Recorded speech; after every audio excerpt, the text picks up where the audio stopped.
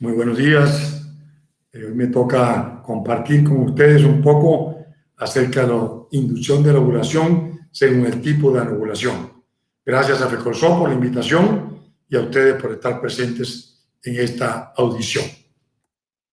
Nada que declarar, a pesar de que en este editorial dicen que no hay ningún colega que se pueda poner de pie y decir que nada que declarar sobre algún tema. Creo que al menos sobre esto, aunque me ha tardado tiempo ponerme de pie, no tengo nada que decir ni que declarar sobre el mismo. Vamos a recordar un poco antes de comenzar si ha cambiado algo acerca del ciclo menstrual que conocemos. Todos conocemos que alrededor de la fase folicular se va comenzando la subida de los estrógenos a medida que la FSH va aumentando y a medida que se va acercando la ovulación se produce el pico ovulatorio de la LH. Y como ven acá, la progesterona apenas inicia poco a poco su ascenso en la medida de la ovulación, pero el desencadenante firme, inicial, que se ha tenido siempre para producir la ovulación, es indudablemente el pico de la LH y un poquito el pico de la FSH al mismo tiempo que la LH va. La progesterona poco tenía que ver con este pico. ¿Qué cosas nuevas sabemos acerca de la ovulación, por lo menos para mí? Esto es algo interesante y es que probablemente se producen más de una oleada ovulatoria entre una ovulación y la otra y que dos terceras partes de los pacientes tienen a veces 2 oleadas y una tercera parte tiene hasta 3 oleadas de aumento de los folículos antrales y de probablemente no ovulación terminal, pero sí de oleadas que permiten un pequeño reclutamiento, cosa que al menos en el siglo pasado no se mencionaba. ¿Qué otra cosa interesante ha aparecido, como lo mencionaba anteriormente? Aquí pues no veíamos para nada el pico de la progesterona antes de la ovulación. Y esto era lo que normalmente habíamos aprendido. En los últimos 2 años ha aparecido una nueva impresión y es que probablemente el desencadenante de la ovulación sea primariamente un pequeño aumento o un pequeño pico en la progesterona de 0.5 nanogramos y puede impactar y desencadenar el pico de la LH. Miren qué cambios ha habido acerca de lo que aprendimos anteriormente en el ciclo natural de la ovulación y por qué esto puede tener importancia en el futuro inmediato de cómo podríamos inducir la ovulación o provocar la ovulación en los próximos años. Y probablemente este pico tenga que ver con esta hipoxia sostenida de la endotelina y que suprime la síntesis de la producción de progesterona. Pero que al producirse esa inflamación, inmediatamente esa hipoxia es removida y la vascularización aumentada por los procesos inflamatorios y la progesterona sale inmediatamente a la sangre y va a producir el feedback para que se produzca el pico de la LH. Muy bien demostrado en este trabajo y muy interesante sobre qué cosas nuevas tenemos que observar en el problema anovulatorio. Acá tenemos la clasificación tradicional de cómo la Organización Mundial de la Salud ha organizado por grupos cuáles tipos de amenorreas o de disfunciones ovulatorias podría presentarse y en proporción, en porcentaje de cuál. Aquella que es hipotalámica y hipogonadotrófica en 1 al 5%, la normogonadotrófica usualmente en el 85% y está incluido el síndrome de ovario poliquístico, la hipergonadotrópica hipoestrogénica y aquella que tiene que ver con otros factores diferentes al eje hipotalámico, hipófisis, ovario, como la hiperprolactinemia y el hipotiroidismo. Si miramos lo que hacíamos en el siglo pasado, ustedes ven que en este trabajo de Crosiniani, el manejo de la infertilidad ovulatoria, muy probablemente teníamos aquí el grupo 1, el grupo 2, el grupo 3 y acá lo llamado el grupo 4. Y que en ellos, ya desde ese momento, esa clasificación estaba ahí. Y que básicamente ellos decían en ese momento, el año 99, que para tratar a estos pacientes el clomifeno y el tamoxifeno, o sea, los antiestrógenos, eran la primera línea de elección y la segunda línea de elección eran las gonadotropinas y los pacientes que estaban clasificados En el grupo 3 solamente tenían la posibilidad de la ovodonación, porque no había posibilidades de tratamiento para estos pacientes. Si vamos a lo que se ha publicado recientemente sobre cómo tratar la ovulación tipo 1, ustedes ven que ya acá está incluido dentro de eso la subida de la progesterona antes del pico de la LH. O sea que ven cómo se va metiendo poco a poco ese pico en la introducción de cómo se dispara la ovulación al final de la inducción ovulatoria. Y cómo aparecen estas dos hormonas neuroendocrinas, la quispectina con una acción positiva y la neuroquinina B, la KNDI neurona, que se produce en la KNDI neurona, que tiene una vía negativa sobre la GNRH, la neurona que produce la GNRH, y por consiguiente va a producir el estímulo de la FSH y la LH. En estos casos, que esto es hipo-hipo, aquí hay una disfunción en esta parte del tope del hipotálamo y de la hipófisis para producir cambios en la ovulación. Las causas de esta clasificación o de este tipo 1 en la clasificación de la HWO son las que ya conocemos usualmente, el síndrome congénito de Kallmann, pero hay un capítulo importante que es la amenorrea hipotalámica, que corresponde al 1 al 2% y que tiene que ver no con cosas que ocupen espacio o que produzcan una impronta específica sobre la hipófisis y el hipotálamo, sino que a través de otras vías producen un efecto hipotalámico importante y producen también amenorrea y que probablemente sean manejadas en forma diferente. Además de eso, pues está el hipopituitarismo, que el ejemplo más conocido en la obstetricia pues es el síndrome de Sheehan, que es la necrosis por parto de la pituitaria, en donde se produce prácticamente pues, una hemorragia total de la pituitaria y un mal funcionamiento de la misma, y la producción de la GNRH inmediatamente altera la producción de la FSH y de la LH en forma masiva. Los tratamientos generales de estos pacientes en general contribuyen a que estos pacientes, por ejemplo, que están en amenorrea hipotalámica, su índice de masa corporal debería estar por encima de 18 para estar en tratamiento. Que si tenemos estos pacientes por un índice de masa corporal en 16 o en 14, no deberíamos estimularlos, porque probablemente o no vamos a tener una respuesta ovulatoria o probablemente vamos a tener una catástrofe mucho mayor en lo que es la inducción de la ovulación. Podemos estimular con gonadotropinas, olvidándonos de la hipófisis y del hipotálamo, y la indicación más importante sería para evitar la hiperestimulación, y en los pacientes de amenorrea hipotalámica podríamos intentar ver si ellos tienen alguna respuesta al citrato de clomifeno o a los antiestrógenos, y posiblemente, aunque no hay evidencia todavía significativa, el uso de la quispectina o de la lectina podrían también provocar en estos pacientes que tienen trastornos hipotalámicos la producción de una respuesta ovulatoria. Este trabajo es interesante, hace 2 años, es una cohorte prospectiva sobre amenorrea hipotalámica y mirar si esta amenorrea hipotalámica podría ser reversible al recuperar la función menstrual.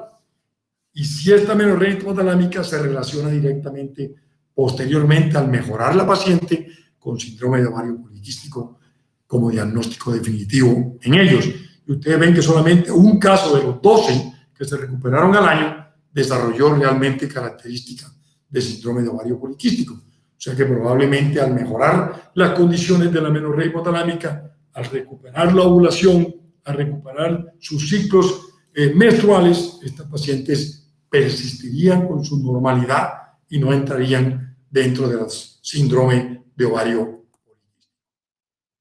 El 85%, como decíamos anteriormente, de los pacientes que tienen problemas ovulatorios están clasificados dentro de este capítulo de la WHO2. Y los medicamentos más usados, volvemos a lo que hacíamos en el año 1999, seguían siendo los antiestrógenos, y ahora en este siglo los inhibidores de la aromatasa, y nuevamente, como se hacía en el siglo pasado, las gonadotropinas. Desde hace más de 60 años, y este artículo es bien interesante porque estaban buscando algo para el cáncer y la serendipia que siempre está en la medicina encontró algo para inducir la ovulación. Y hace un bello recuento desde el año 1959, cuando esta investigación comenzó, hasta el producto final del citrato de clomifeno con sus dos racémicas, el enclofeno y el suclofeno, para combinarse como la mejor combinación posible para producir esta unión al receptor estrogénico en la hipófisis y producir el desencadenamiento de la producción de la FSH y de la LH. Su mecanismo de acción, aquí está, básicamente es una cascada en donde al final, volvemos otra vez a lo que decía anteriormente, se produce el pico final de la LH de la ovulación, primero haciendo un feedback estrogénico inhibido y al final produciendo en el hipotálamo un feedback positivo que genera la producción del pico de la LH. El combate de este siglo ha sido entre los inhibidores de la aromatasa y el citrato de clomifeno como mecanismos iniciales de afrontar de la mejor manera cómo podemos producir ovulación en estos pacientes con síndrome de ovario poliquístico, y no solamente ovulación, sino también embarazos y nacidos vivos sanos. Estos 3 estudios de hace más o menos esta última década demostraron fehacientemente que indudablemente el uso del letrozol producía una mejor ovulación, producía un control mejor de la misma, produciendo usualmente monoovulación o muy poca superovulación, y al mismo tiempo el porcentaje de abortos que se producía con el citrato de clomifeno al menos era igual, con algunos trabajos con tendencia a señalar que probablemente había menos abortos, y obviamente lo más importante es conseguir un buen porcentaje de embarazos, pero un menor porcentaje de embarazos múltiples. Y ese es el cambio que ha habido, que el letrozol, que estaba iniciando el siglo en la posición número 2 o en la posición número 3, ahora en este momento se ubica en la posición número 1 para el tratamiento de estos pacientes que están en el grupo 2. ¿Cuáles son las ventajas del letrozol? Como lo mencionaba, la probabilidad de nacidos vivos aumenta entre un 40 y un 60% con letrozol en comparación con clomifeno. La resistencia, que ustedes saben que algunos pacientes con el uso del clomifeno, casi el 20 o 30% son clomifeno resistentes, con el letrozol es solamente el 5 o el 10% llega a ser letrozol resistente. Menor embarazos múltiples. ¿Qué desventaja tiene, como todas las cosas, esta sustancia? Que no ha sido aprobada en ningún país como tratamiento de inducción de la ovulación. Su aprobación es para el tratamiento del cáncer, especialmente para bajar los estrógenos en los cánceres dependientes de receptores estrogénicos. Tiene un aumento de la fatiga y de los mareos en su uso cotidiano para inducir la ovulación, y al principio una gran preocupación por el aumento de malformaciones fetales que pudiera provocar su uso. Sin embargo, creo que hay varios trabajos, pero especialmente este del año 2007, creo que concluyó definitivamente esa discusión, por lo menos en mi opinión, y creo que la podemos usar con una gran margen de seguridad en lo que se refiere al aumento de riesgo, o siquiera a tener el mismo riesgo que podrían tener los otros inductores de la ovulación. O sea que hoy, 2020, podríamos concluir que baja el riesgo de aborto y no incrementa en absolutamente las malformaciones congénitas mayores, no incrementa tampoco los resultados adversos perinatológicos durante el embarazo, y tampoco tiene un impacto sobre los resultados adversos en el neonato. Sin embargo, es importante mantener atención sobre muchos estudios publicados comparando citrato de clomifeno y inhibidores de la aromatasa que han sido removidos de la literatura porque no cumplen los requisitos para ser presentados como aporte a la literatura de que estos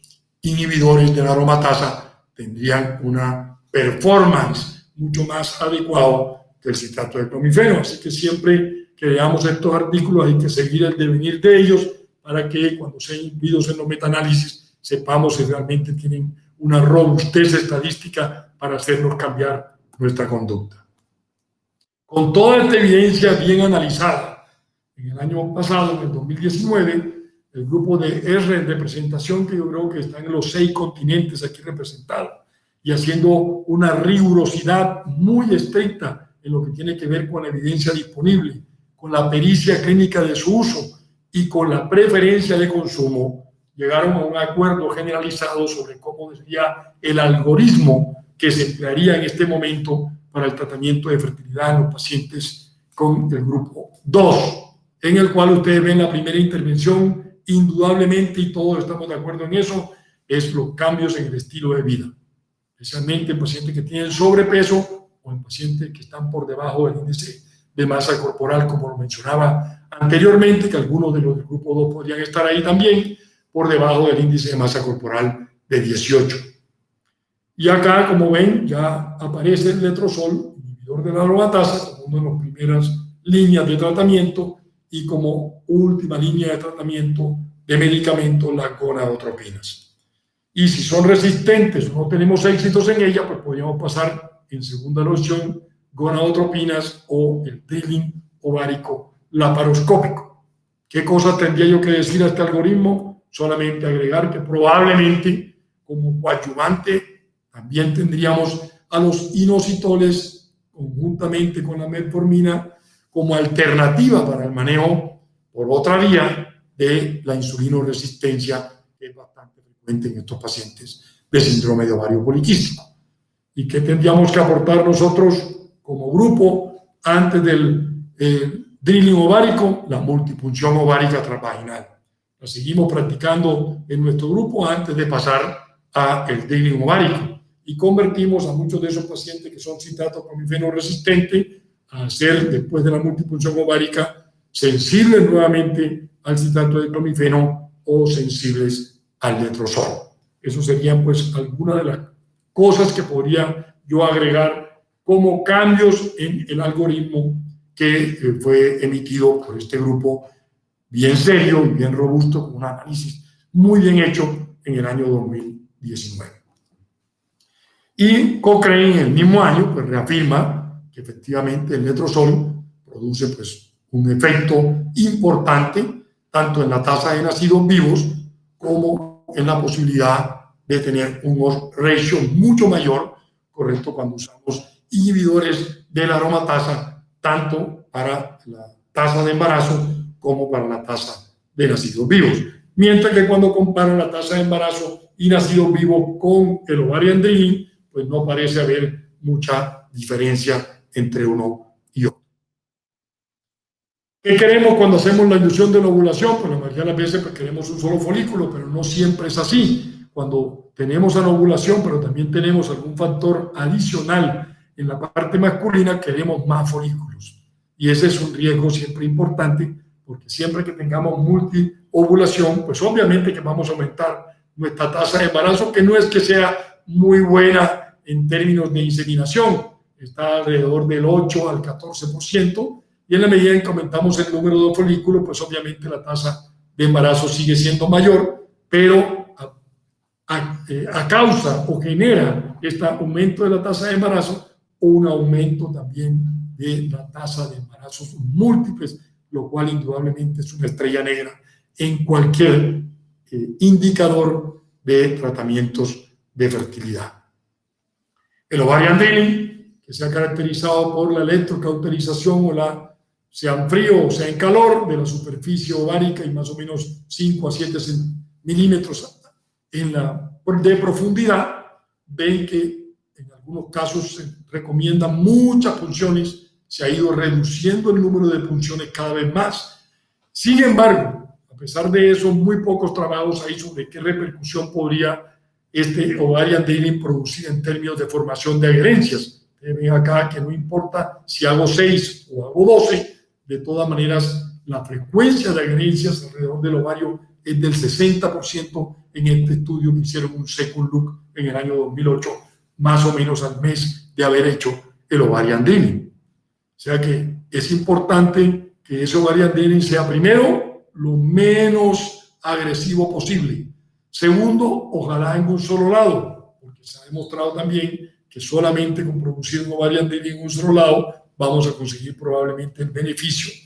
o de obtener una ovulación espontánea o de obtener una respuesta ovárica a los inductores de la ovulación que anteriormente eran resistentes. No se ha demostrado que realmente tengamos mayor éxito si después de hacer el ovarium daily hacemos inducción ovulatoria, o sea que es algo que también llama la atención.